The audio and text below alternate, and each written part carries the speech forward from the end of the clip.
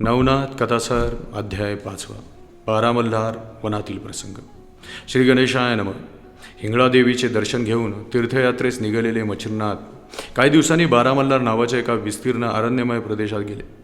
सायंकाळच्या सुमारास त्यांनी एका वनग्रामातील देवळात मुक्काम केला. त्या रात्री काही केल्या त्यांना झोप येत नव्हती. मध्यरात्रीच्या सुमारास त्यांना असंख्य दिवट्या इकडून तिकडे जाताना दिसल्या. ते पाहून त्यांना मोठे आश्चर्य वाटले. त्यांनी उठून पाहिले तेव्हा ती भुतावळ असल्याचे त्यांच्या लक्षात आले. या भूतांना आपण वश करून घेतले तर आपल्या कार्यामध्ये यांचाही काहीतरी उपयोग होऊ शकतो, असा विचार करून त्यांनी हिंगळादेवीकडून मिळालेल्या स्पर्शास्त्राचा त्यांच्यावर प्रयोग केला. त्यामुळे ती सर्व भूते जागच्या जागी खिळून राहिली. त्यांना काही हालचालच करता येईना. त्या सर्व भूतांचा वेताळाच्या भेटीत जाण्याचा नित्य नेम होता. पण त्या रात्री त्यांची नेहमीची वेळ टळून गेली होती.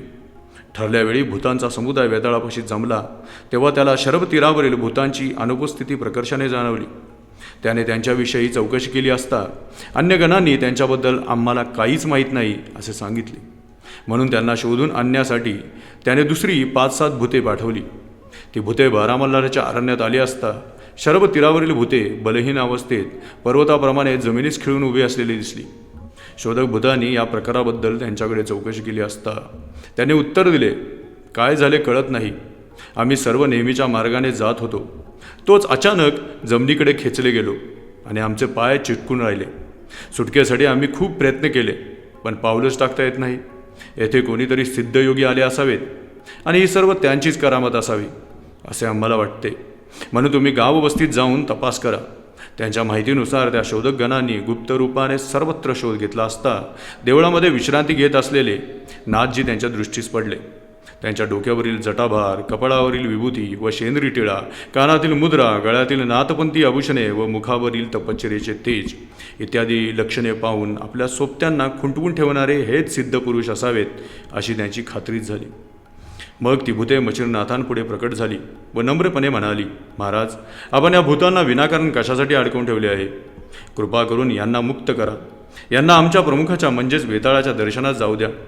आज ही भूते त्यांच्या भेटीस येऊ शकली नाहीत म्हणून त्यांच्याच आज्ञेने यांना शोधण्यासाठी आम्ही येथेवर आलो आहोत. यावर नाथजींनी त्यांना सोडण्यास स्पष्ट नकार दिला व तुमच्या वेताळालाच येथे पाठवा असे सांगितले.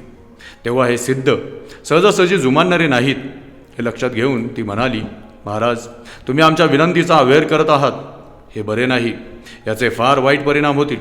आमचा वेताळ राजा महासमर्थ असून त्याचे वीरही पराक्रमी आहेत. त्याने ब्रह्मांडाचा चेंडू करून खेळ मांडला तर देव, दानव, गंधर्व ही पळापळ करतील असा त्याचा दरार आहे. तो बारा मल्हारासमवेत युद्धास टाकला तर तुमची धडगत नाही. त्याच्या दासांना अडकून तुम्ही मोठाच अपराध केला आहे. तेव्हा ही गोष्ट त्याला कळण्यापूर्वीच यांना मुक्त करा. ते ऐकून ते म्हणाले, व्यर्थ वल्गना करू नका. तो वेताळ किती बलाढ्य आहे तेच मला पाहायचे आहे. यावेळी तुम्हाला सोडून मी त्याच्यावर मेहरबानीच करत आहे आणि तो येथे आल्याशिवाय मी यांना सोडणार नाही हे त्याला जरूर कळवा. ते उत्तर ऐकून ती भूते वेताळाकडे परत गेली आणि घडलेली सर्व वार्ता त्याच्या कानावर घातली. अष्टभूतपतींचा पराभव आणि वेताळाशी करार. तो वृत्तांत ऐकून वेताळास कमालीचा संताप आला. त्याने आपल्या मानकऱ्यांना धाडून भूतांच्या 8ही महापीठांच्या अधिकाऱ्यांना आपापल्या फौजेसह त्वरेने उपस्थित होण्यास सांगितले. त्याच्या आज्ञेनुसार ममदा, आग्या वेताळ, महिषासूर, धुळोवान, बाबर, झोटिंग, मुंजा असे नाना वीर आपापल्या फौजफाट्यासह कोटी संख्येने हजर झाले. वेताळाने सर्व हकीकत सांगून त्यांना युद्धासाठी निघण्याचे आदेश दिले. त्याबरोबर भूतांची ती प्रचंड सेना गगनभेदी गर्जना करत त्या भयान रात्री मच्छिंद्रनाथांच्या रोखाने निघाली. त्यावेळी वेताळाला भूतगणासह येताना पाहून नाथांनी हातामध्ये भस्म घेतले आणि त्यावर सर्व मंत्रदेवतांची स्थापना करून ते भारून ठेवले. वज्रास्त्र मंत्राचा जप करून स्वतःभोवती एक वर्तुळ काढले आणि आपल्या मस्तकावरही वज्रशक्ती निर्माण केली. त्यामुळे आक्रमक झालेल्या भूतांना त्यांच्यापाशी जाता येईना. त्यांनी केलेल्या प्रचंड शरीरवृष्टी कुचकामी ठरली. ते पाहून भूतांच्या 8ही प्रमुखांनी अत्यंत विशाल रूपे धारण करून नाथांवर मोठाले वृक्ष फेकले पण त्यांना काहीही झाले नाही. ते सर्व वृक्ष त्यांच्या मंत्रशक्तीमुळे पर्वत माथ्यावर फेकले गेले. तेव्हा त्यांनी त्यांच्या अंगावर सुकी लाकडे आणि वाळक्या गवतांचा वर्षाव करून त्या ढिगास आग लावली. त्यामुळे उडालेला आगीचा प्रचंड भडका नाथजींनी जलदस्त्राच्या साह्याने शांत केला. त्यानंतर त्यांनी अग्निअस्त्र सोडताच भूतावळ गुप्त झाली. त्या अस्त्राचा उपयोग झाला नाही म्हणून त्यांनी जलदास्त्र प्रेरून तो वनी विझवला. ते पाहून ती भूतावळ पुन्हा प्रकट झाली. त्यांना पाहून त्याने त्वरेने स्पर्शास्त्र सोडले. त्यामुळे ते सर्व भूतगण भूमीला चिकटले. त्यांच्या अष्टनायकावर मात्र त्याचा परिणाम झाला नाही. त्यांनी वारंवार चाल केली, पण नाथांभोवती अस्त्राचे कवच असल्याने त्यांचे प्रयत्न फोल ठरले. ते अपयश पाहून वेताळाने त्यांचे वज्रास्त्रच गिळून टाकले. ते पाहून नाथांनी त्याच्यावर वासवी शक्ती सोडली. वेताळ आणि त्या शक्तीमध्ये प्रचंड रणधुमाळी माजली. तेवढ्यात अष्टभूतपती त्यांना जेरबंद करण्याचा प्रयत्न करू लागले. त्यांची चालाकी पाहून त्यांनी पुन्हा वज्रास्त्र सिद्ध केले आणि दानवास्त्र जपून मधु, तील, कुंभकर्ण, मरू, मालिमल, वळजेठी, मुचकुंद आणि त्रिपुर असे 8 महाबलाढ्य राक्षस निर्माण केले. ते प्रत्येक भूतपतीला भिडले. ते द्वंद्व दिवसभर चालू होते. त्या युद्धात सर्व भूतनायक जर्जर होऊन मूर्छित पडले. तसे दानव अदृश्य झाले. तिकडे वेताळ वासवास्त्राला भिडला होता, पण त्या शक्तीने त्याच्या छातीवर आघात करून त्याला मूर्छित केले. ते पाहून नाथजींनी वासवास्त्र आवरून घेतले. सावध होताच त्या सर्व भूतपतींना त्यांच्यावर पुन्हा चाल केली. तोच त्यांनी वाताकर्षणास्त्र फेकले.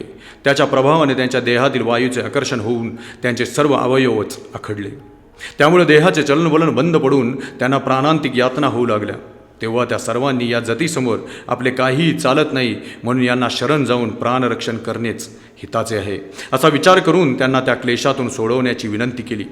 म्हणाले, हे प्रताप सूर्य, तुमच्याशी युद्ध करण्याचा मूर्खपणा करून आम्ही स्वतःवरच दुःख ओढावून घेतले आहे. पण आता तुमचा मोठेपणा मान्य करून तुम्हाला शरण आलो आहोत. तेव्हा कृपा करून वैरभाव न धरता आमच्या जीविताचे रक्षण करा, अन्यथा आमचे मरण अटळ आहे. तुम्ही औदार्य दाखवून आम्हाला वाचवलेत तर आम्ही तुमची कीर्ती वाढवू. तुम्ही सांगाल ते काम करू आणि तुमचे दूत होऊन राहू. तरी आमच्या शब्दांवर विश्वास ठेवून आमच्यावर दया करा, आम्हाला वाचवा. त्यांची करुणा वचने ऐकून मच्छिंद्रनाथांचे मन द्रवले. ते अष्टभूतपतींना म्हणाले, मी लोकांच्या कल्याणासाठी शाबरी विद्या हा काव्यमय मंत्रग्रंथ रचला आहे. त्याला देवाप्रमाणेच तुम्ही सहाय्य करावे.